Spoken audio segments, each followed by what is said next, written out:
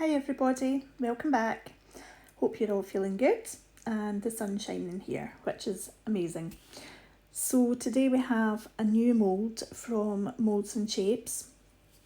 I've just ordered a few and they arrived just a couple of days ago. Look how smooth and shiny that surface is. It's going to make sure that the resin comes out in the best condition. So as usual, I have some Create and Bloom Crafts pigments and glitters, and I'm using the eeek one coat resin. So I got my maths a wee bit wrong and made far too much resin. So I have to quickly split it into pots, and I have to also apologise for some reason. There's a whole chunk of this video that just did not record. It just went a wee bit weird. So you've missed me mixing up all these colours, and you know how I love a good mix. But yeah, there's nothing I can do about it. I thought the video was still quite good to post anyway because you get to see the process and the end result. So I've picked a mix of greens and blues for this colour scheme, and I'm not going to use a white that I normally would use because I want to try something a wee bit different. So that very pale green, I'd added a couple of drops of silicone oil. And following sort of last pieces that I've made using this sort of technique, if you like, I'm kind of alternating between blues and greens, and I'm alternating between darks and lights, and also colours and glitters. So I'm getting a good mixture in there, and I've really cut down the amount of pots that I'm using this time. I'm only having 8. I think it was the chocolate one. You'll see the chocolate video in my feed. The chocolate one had about 12 or 13 glitters. It was bonkers. So I cut it down slightly. I have to say it was really difficult to take things out that I wanted to add, so I'm not sure I'll be able to cope with less amounts of colours and glitters going forward. I think the more I put in, the better I like the result. So we're just pouring some bits in the middle, taking it a wee bit slowly, trying to keep that central position, but actually I'm not the least bit bothered if it goes a bit wonky because that just seems to be the way it goes. When I make things like this, I've tried, fixing table legs, I've tried putting lollipop sticks under the tray to try and even it out a wee bit, and it doesn't matter what I do, it goes a bit wonky, but I'm totally fine with it. I think it gives it a really good natural handmade look. And you'll see the pale green that has the silicone oil added. That's kind of giving my wave effect. I don't know, I'm a wee bit undecided about the colour that I've picked to add the oil, because it just, I don't know, I wish I'd just added it to the white. I think white just gives it a nicer colour. I mean, let me know what you think. Do you like the pale green as your sort of wave and cells and lacing? I'm not so sure. So I go through each of the pots. I think I do about 2 or 3 rounds of each pot, adding sort of each one like 3 times into the middle of the mould, and then I have some clear resin left over to do a kind of push, and the push just does exactly that. You pour it into the centre of your piece, it flows into the centre, pushes all those colours and pigments out towards the edge, and then resin naturally flows back into the middle.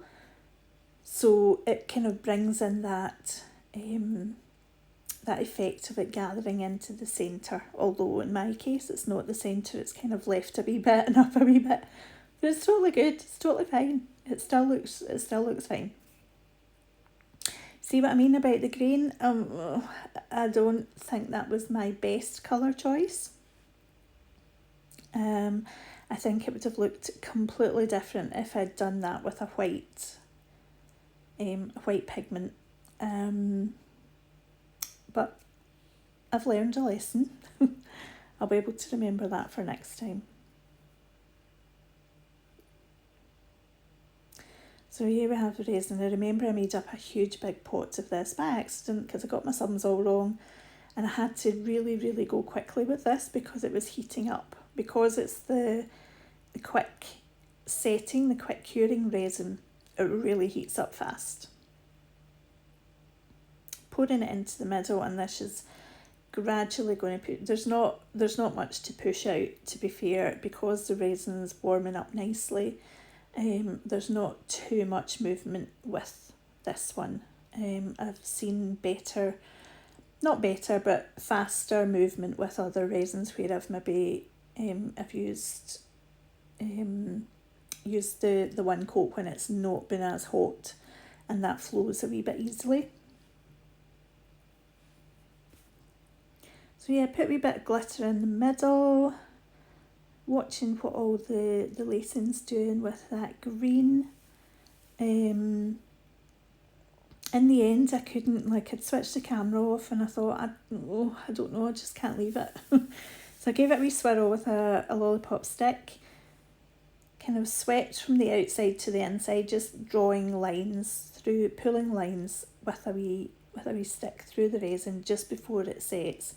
And then the blue glitter in the middle didn't stand out enough for me, so I'm adding some of the textures, little tiny kind of blue greyish coloured chips, and yeah, it just they just don't go where you want them to go either. You have to be really careful. I ended up with some of them bouncing off the centre and flying into a completely different bit of the resin, so then I had to add more little chips all the way around the outside, make it look as though this was totally planned, even though it was a bit of a disaster. Oh, I also remember the bit of video that I haven't been able to add also had me knocking over a pot of blue resin onto my new mould, splashing everywhere. And I had to quickly clean all that up before I could start pouring because it would ruin the effects of the whole piece. Yep, might as well just keep chucking in these little chips because they're flying about everywhere.